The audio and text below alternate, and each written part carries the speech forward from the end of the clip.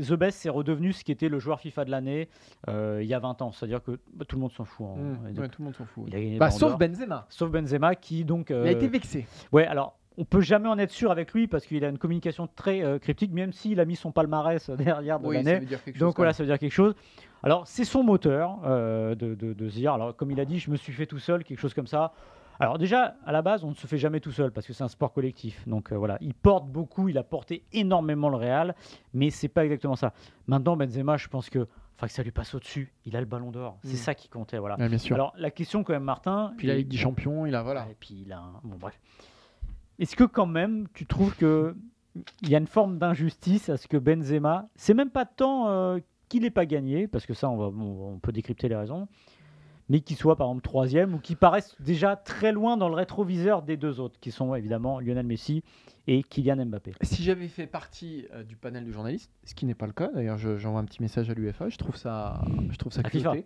À FIFA, pardon, oui, j'ai dit l'UEFA tout à l'heure, à FIFA, je trouve ça culotté. J'aurais voté pour Lionel Messi. Moi, mon podium aurait été Messi, Benzema, Mbappé. Donc voilà, je ne trouve pas le résultat scandaleux. Effectivement, qu'il soit loin, mais après, c'est qu'est-ce qu'on a envie de récompenser ? Est-ce qu'on a envie de récompenser le meilleur joueur de la Ligue des Champions 2022 ou le meilleur joueur de la Coupe du Monde 2022 ? Finalement. Voilà, on en est là. Est-ce qu'on a envie de récompenser un vainqueur de Ligue des Champions ou un vainqueur de la Coupe du Monde ? Ça dépend où on met le curseur.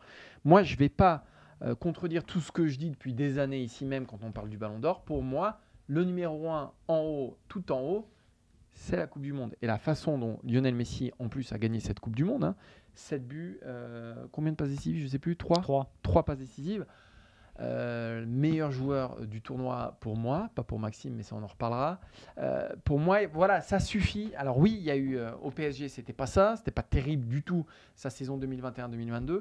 Mais pour moi, ça a assez peu d'importance. Surtout et le problème de Benzema, c'est qu'il l'a pas joué cette Coupe du Monde. S'il avait fait la Coupe du Monde de Kylian Mbappé, là j'aurais dit d'autres choses. Là je pense qu'il a pas gagné. Là j'aurais dit, ouais, peut-être, mais en tout cas j'aurais dit autre chose. C'est-à-dire que si le mec te gagne la Ligue des Champions et qu'il te met 8 buts à la Coupe du Monde jusqu'en finale, voilà, il peut quand même mériter. Mais là, je suis désolé de m'incliner. Voilà, il doit s'incliner derrière Messi pour moi parce que la Coupe du Monde est tout en haut. Pareil, moi je suis le premier, alors pour ceux qui nous suivent, je suis le premier à regretter le poids perdu par les équipes nationales et les compétitions internationales, ne serait-ce que dans cette décennie passée avec Ronaldo, Messi, Ronaldo, qui gagnait à chaque fois grâce au club et dont on se foutait à peu près des résultats en équipe nationale. Sauf l'année dernière avec la Copa América pour le Ballon d'Or. Ouais, mais là c'est... Bon, bref. Maintenant, est-ce que pour autant je l'aurais fait gagner ? Voilà, c'est ça la question. Mais c'est la première fois vraiment où j'ai du mal à avoir un choix arrêté. Oui, mais si te demande à toi, voilà, pour qui t'aurais voté, toi, Maxime ? Je sais pas. Mais vraiment, j'avoue qu'on est vraiment, je trouve, sur une élection cette année. C'est rare qu'il y ait une telle différence entre les résultats de club, équipe nationale et vice-versa. Voilà. D'habitude, il y a quand même quelque chose. Un Kylian Mbappé, individuellement sur l'année, il est quand même là 90% du temps. Qui n'a pas été le cas de Messi, mais Messi est allé chercher le Graal qu'il fallait chercher et qui, pour moi, mérite d'être récompensé. Ça, je le dis. Voilà. Même si on a une petite discussion, moi, j'estime qu'il fait une grande Coupe du Monde, mais pas une immense Coupe du Monde. Ça, c'est mon avis. Et je ne le mets pas dans le top 5 des plus grandes Coupes du Monde de joueurs joués dans l'histoire. Voilà. Tu le mets en 6, quoi. Mais bon. Bah ouais, mais c'est pas... Oui, mais bon, là, go partout sur la Coupe du Monde. Non, j'ai vu des joueurs qui ont fait des meilleures Coupes du Monde que lui.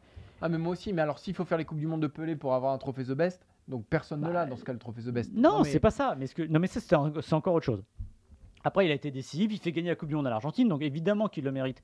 Mais c'est vrai que je me mets à la place de Benzema.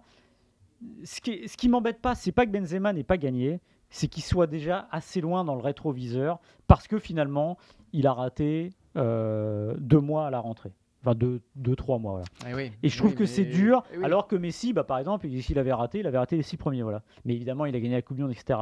Mais quand même, la valeur je pense que Benzema, au fond de lui, il y a ce côté aussi vexé de ne pas gagner, mais de se dire, les gars, vous avez oublié que j'ai pas fait gagner le Real à moi tout seul, c'est pas vrai. Mais j'ai fait un printemps qui est vraiment d'exception.